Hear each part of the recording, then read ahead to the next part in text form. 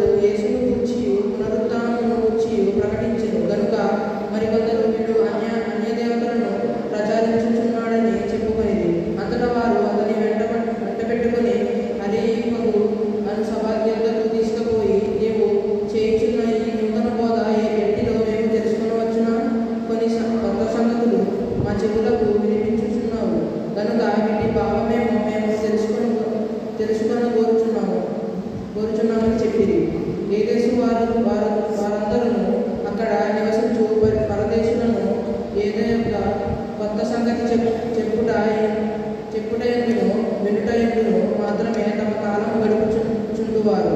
పౌలు అరెయోపగు మధ్య నిలిచి చెప్పునదేమనగా, ఏదేసు వారులారా, మీరు సమస్త విషయములలో అతి దేవతా భక్తి గల వారై ఉన్నట్టు నాకు కనబడుచున్నది.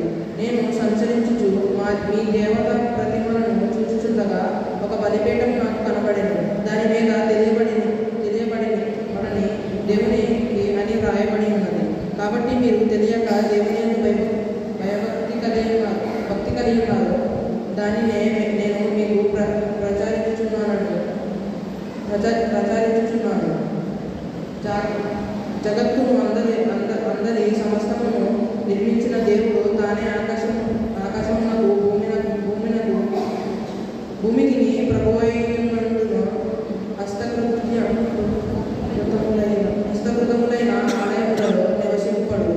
ఆయన అందరికీ జీవమును ఊపిరిని సమస్తమును దయచేయవాడు కనుక తనకు ఏదైనా కొదువైనట్టు మనుషుల చేతులతో సేవింపబడువాడు కాదు.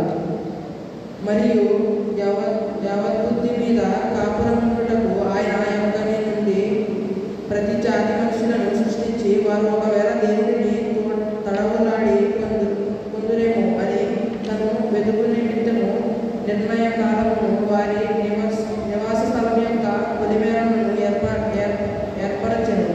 ఆయన మనలో ఎవరికి దూరముగా ఉండువాడు కాదు.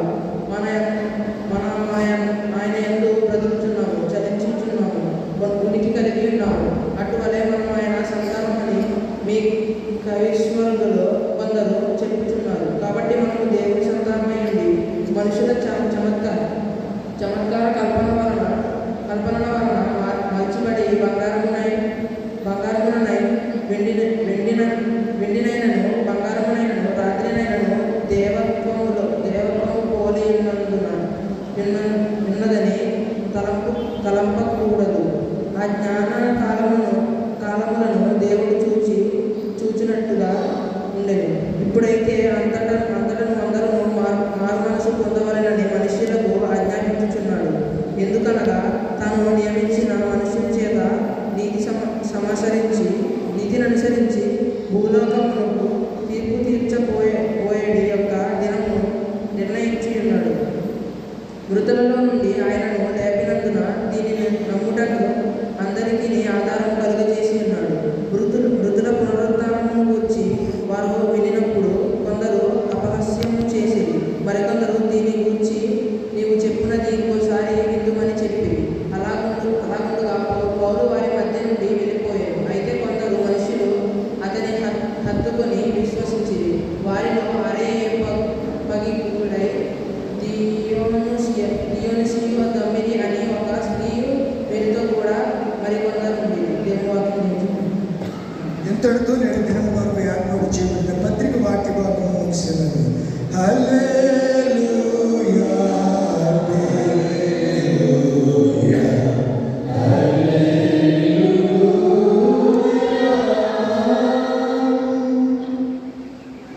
గ్రంథములోని 9వ ఆదివారం వరకు ఏర్పాటు చేయబడిన పరిశుద్ధ సువార్త వాక్య భాగము పరిశుద్ధుడైనటువంటి మత్తయి రాసినటువంటి సువార్త 11వ అధ్యాయము 44వ వచనం నుంచి 46 వరకు ఎవరు ఏర్పాటు చేయబడ్డారో వారు వచ్చి చదివి వినిపించండి. దయచేసి సంఘమంతయు లేచి నిలబడదాము.